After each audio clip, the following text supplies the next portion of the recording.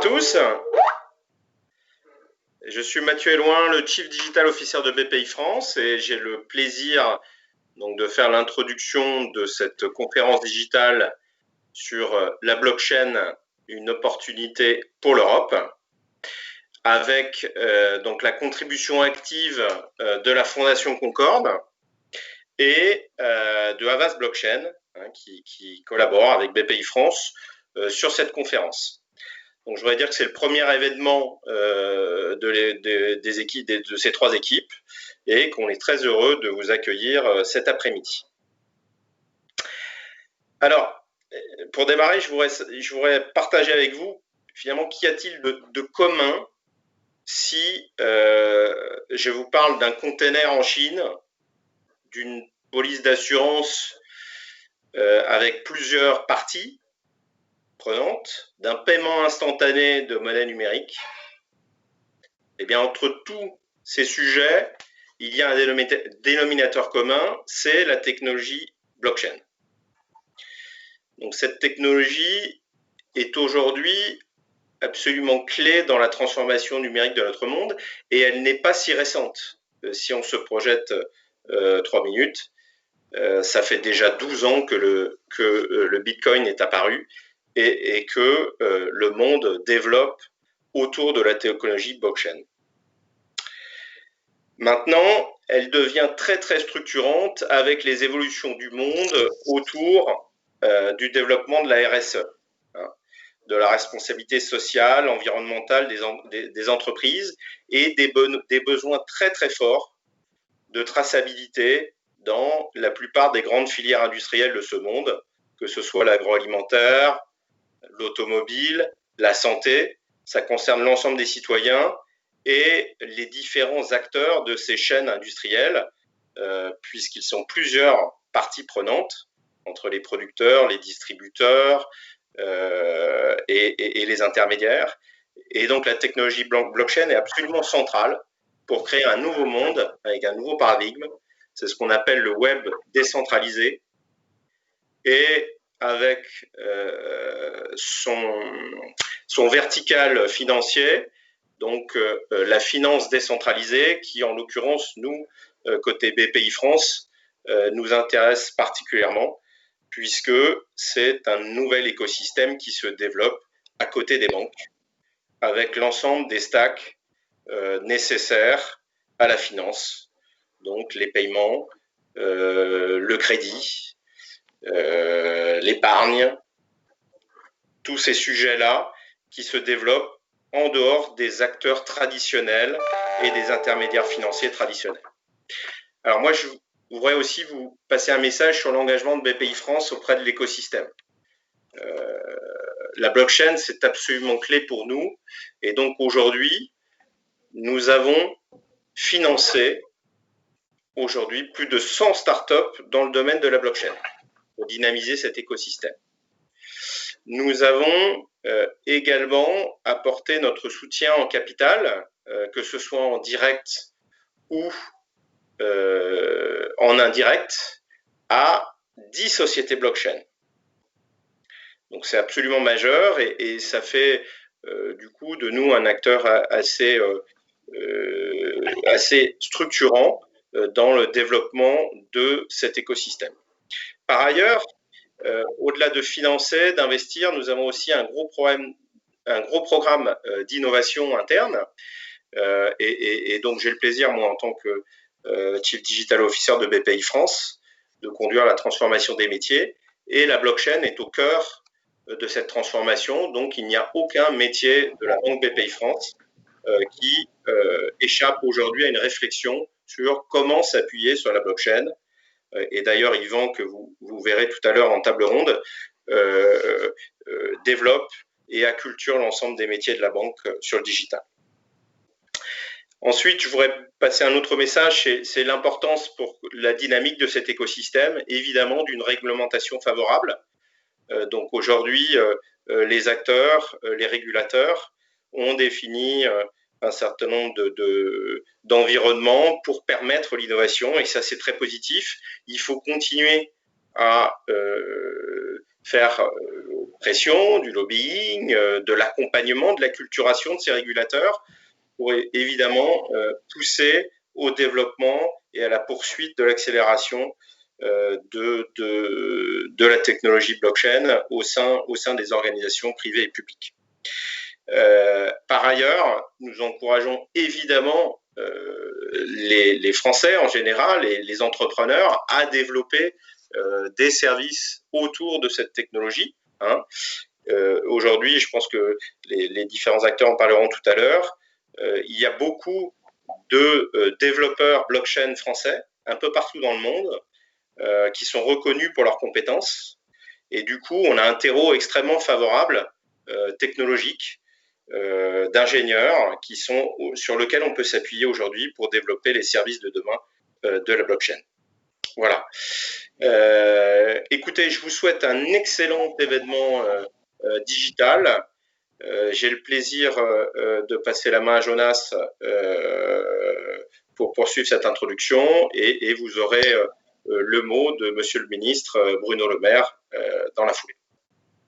Merci beaucoup, merci pour cette introduction. Alors, je ne vais pas m'épancher en remerciements, mais évidemment, la BPI en premier lieu, je voulais souligner votre activisme dans le domaine et surtout vous remercier pour la mise en place de toutes ces infrastructures et de la force de la réflexion qu'on a pu avoir ensemble. Remercier aussi Havas Blockchain, parce que c'est vrai qu'une agence qui s'intéresse tant que ça à ces sujets prospectifs, c'est assez rare et donc il faut le souligner. Et on a pu construire avec Havas Blockchain un rapport qu'on a commencé à dévoiler et notamment vis-à-vis du grand public qui commence à faire réagir. Alors pourquoi c'était important de parler de ça pour nous au sein de la Fondation Concorde, vous expliquer un petit peu les raisons qui nous ont amenés à parler de ce débat.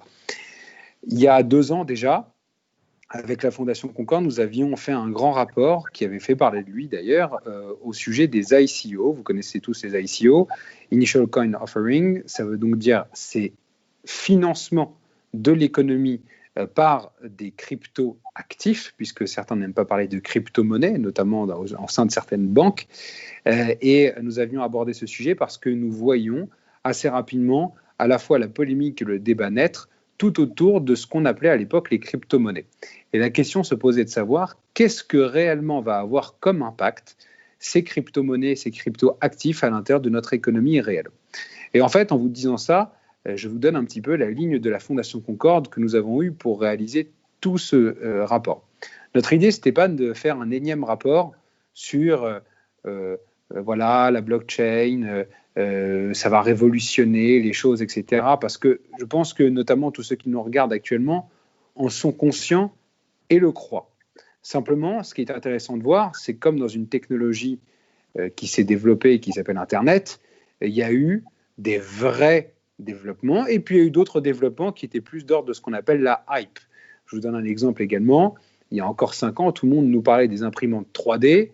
Bon, je ne dis pas que ça ne marche pas, mais on voit que ça n'a pas le même impact que ce qu'on pouvait nous prédire en disant que ça allait révolutionner l'industrie dans le monde. Donc en fait, notre objectif, c'était d'identifier qu'est-ce qui relevait de la réalité, de la transformation qui a été opérée par la blockchain, et qu'est-ce qui relevait du mythe. Et c'est pour ça notamment que lorsqu'on a parlé avec les équipes de Bercy et de Bruno Le Maire, on a décidé de prendre justement les secteurs qui, dans cette crise Covid-19, ont été impactés et relevés de ce qu'on appelait le nouveau monde. Vous voyez, le monde d'après, il y a eu beaucoup de débats justement lorsqu'il y a eu la crise en disant le monde d'après, qu'est-ce que ça pourra changer ? Et on a vu que dans le monde d'après, il y avait ce besoin de proximité, il y avait ce besoin de local et il y avait ce besoin de réindustrialiser une partie de notre production. Ça veut donc dire quoi ? Ça veut donc dire que nous, ce qu'on a fait, c'est dire comment la blockchain, qui est une technologie, peut être mise au service de ce monde d'après qui va arriver après le Covid-19 et qui a besoin de plus de proximité, d'être davantage créateur d'emplois et j'allais dire moins de sujets un petit peu ésotériques, de savoir à quoi ça correspond d'un point de vue technologique, etc. En gros, quels sont les applicatifs concrets de la blockchain, je n'allais pas dire dans nos vies quotidiennes, même si certaines chaînes de grande distribution ont appliqué ça dans notre vie quotidienne, notamment pour des poulets ou pour d'autres choses, mais également dans la production notamment que ce soit les médicaments pour la traçabilité, parce qu'on sait qu'il y a un certain nombre de médicaments qui sont des contrefaçons, notamment pour moderniser notre parc industriel en utilisant des services de certification, mais également pour moderniser les services publics. Et donc, on a pris dans ce rapport l'exemple des JO 2024, et vous savez que les JO 2024, qui sont une création et un développement parapublic, en fait, vont beaucoup utiliser notamment la blockchain pour pouvoir certifier un certain nombre de mises à disposition de billets. Donc, en fait, c'est ça qu'on voulait faire, c'est dire, voilà, 2 ans plus tard, et comme l'a très bien dit tout à l'heure notre ami de la BPI, même 12 ans plus tard, eh bien, on voit qu'il y a eu beaucoup de hype, beaucoup de choses qui étaient dans la tendance. Qu'est-ce que réellement ça a eu comme impact, la blockchain, dans notre quotidien, j'allais dire, économique? La Fondation Concorde, alors c'est paradoxal, c'est un des plus vieux think tanks français, et pourtant c'est aujourd'hui un des think tanks qui s'intéresse le plus à ces sujets de modernité. Pourquoi? Parce que notre fondation a bien compris que notamment notre ADN, qui était lié à l'industrie et au territoire, ne pourra pas se construire sans cette blockchain et sans les nouvelles technologies. Et c'est pour ça qu'on a fait ce rapport. C'est pour ça qu'il y a encore quelques mois, on a fait ce rapport sur la 5G, qui a fait couler beaucoup d'encre. On en a beaucoup parlé de notre rapport, parce que il y a certaines personnes qui ont pris position contre nos rapports concernant la 5G, considérant qu'on était des affreux technophiles ou des choses comme ça. Nous, on n'est pas des technophiles, on n'est pas des techno-BA, mais on n'est pas des technophobes non plus. On est des technolucides.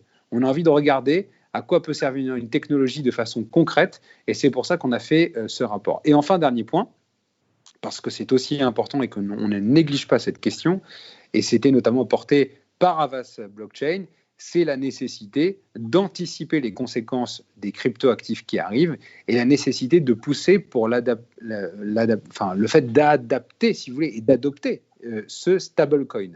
Pourquoi ce stablecoin? Parce qu'on voit bien, et on l'a encore vu assez récemment, la volatilité des cryptoactifs. On a encore vu que malgré une chute très forte, le Bitcoin est reparti très à la hausse. Et donc, en fait, se pose la question de savoir, est-ce qu'on peut en permanence avoir une économie, ou en tout cas une économie sur cette partie spéculative, qui est drivée par, en fait, des acteurs, bien sûr, mais également de la psychologie collective, qui n'est pas aussi un moment stable. On a besoin de stabilité dans notre économie, et c'est pour ça qu'on a pensé qu'Havas Blockchain, le niveau européen, était le bon.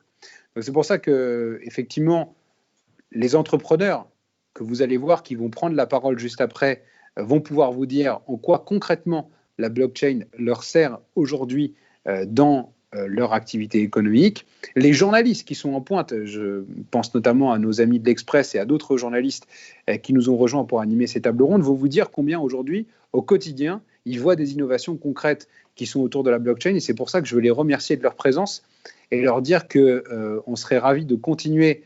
Alors, on ne va pas créer un observatoire parce que, vous savez, des agences, des observatoires, on en crée tout le temps. On va plutôt continuer à suivre de façon fluide et agile ce qui se passe au niveau de la blockchain pour que régulièrement, à la fois la Fondation Concorde, BPI et notamment votre structure au sein de la BPI qui fait un travail de veille remarquable et Havas Blockchain puissent régulièrement vous proposer des spots sur des innovations qui existent et qui sont concrètes. Vous avez compris, il n'y a pas de bullshit dans cette conférence et on essaye d'aller sur du concret. Je vais également dire au service du gouvernement et de Bercy avec lesquels on a collaboré là-dedans, les remercier. Vous entendrez tout à l'heure le mot de Bruno Le Maire et son intervention, puisqu'il a fait une intervention assez fouillée sur sa vision de la blockchain. C'est quelque chose qu'il a à cœur, notamment comme d'autres parlementaires qui travaillent autour de lui et avec lui sur ces sujets. Je pense à Laure de la Rodière ou à Jean-Michel Miss, qu'on entendra tout à l'heure et que je salue à nouveau. Et j'espère que vous passerez une excellente conférence. Voilà, je vous remercie et à tout de suite.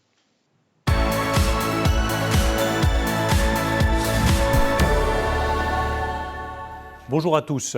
Je regrette de ne pas pouvoir intervenir en direct à cet événement organisé par BPI France, Havas et la Fondation Concorde. Mais je tenais à remercier tous les intervenants pour leur mot d'accueil, remercier Jonas Haddad d'avoir organisé cet événement pour la Fondation Concorde et vous dire toute l'importance que j'attachais à ce sujet de la blockchain. Certains prétendent que la blockchain va bouleverser nos économies, d'autres dénoncent une illusion technologique. Pour ma part, je suis profondément convaincu de l'intérêt de cette blockchain et de la portée de cette innovation. Nous avons confié des travaux à Jean-Pierre Landau. Des discussions ont eu lieu sur la base de ce rapport dans le cadre du G20 avec mes homologues. Des discussions ont eu lieu aussi en France avec un certain nombre d'entrepreneurs. Et ma conviction est très simple, je vous la redis, la France ne peut pas passer à côté de cette technologie. La blockchain pourrait transformer des pans entiers de nos économies et pas seulement dans le secteur financier ou dans le domaine des cryptoactifs.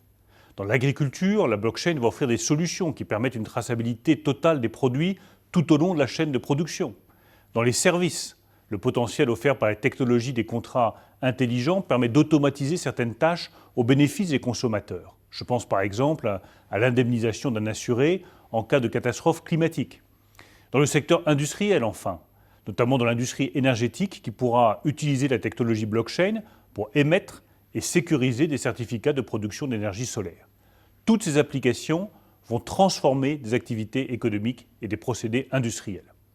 C'est pourquoi nous nous sommes dotés depuis 2017 d'une stratégie blockchain ambitieuse. Nous avons créé un cadre légal pour permettre à la blockchain de se développer, notamment grâce à la loi Pacte, qui a permis de garantir la sécurité des émissions de jetons et des transactions sur les cryptoactifs. Nous avons incité à développer les implications industrielles de la blockchain dans l'agroalimentaire, dans la construction ou dans l'énergie. Nous avons développé les innovations blockchain, notamment grâce au plan Deep Tech. Je souhaite que nous prolongions cette ambition pour la blockchain en définissant un cadre juridique commun à l'échelle européenne. Nous souhaitons mener une réflexion avec les autres États membres sur les questions de gouvernance, de respect de la vie privée, de gestion de la consommation énergétique, en misant sur les avancées de la recherche française dans ce domaine. Je suis convaincu que nous pouvons, en France, être à l'avant-garde de cette réflexion. Nous avons des start-up qui réussissent dans ce domaine. Nous avons des centres de recherche et de formation, tels que l'Institut national de recherche dédié aux sciences du numérique. Nous avons l'école polytechnique, où nos étudiants et chercheurs peuvent désormais être formés à cette technologie. Nous avons des grands groupes qui expérimentent la blockchain dans leurs services et qui sont prêts à diffuser leurs innovations dans leur secteur. Nous allons nous servir de ces atouts pour mener la réflexion. Voici les quelques messages que je voulais vous transmettre en introduction de cette conférence et dans le cadre de la Paris Blockchain Week. Je voudrais vous remercier une nouvelle fois d'organiser ce type de conférence et vous redire à quel point je suis convaincu que la France doit rester leader dans cette technologie de la blockchain et dans ses applications industrielles. Merci à tous et excellente conférence.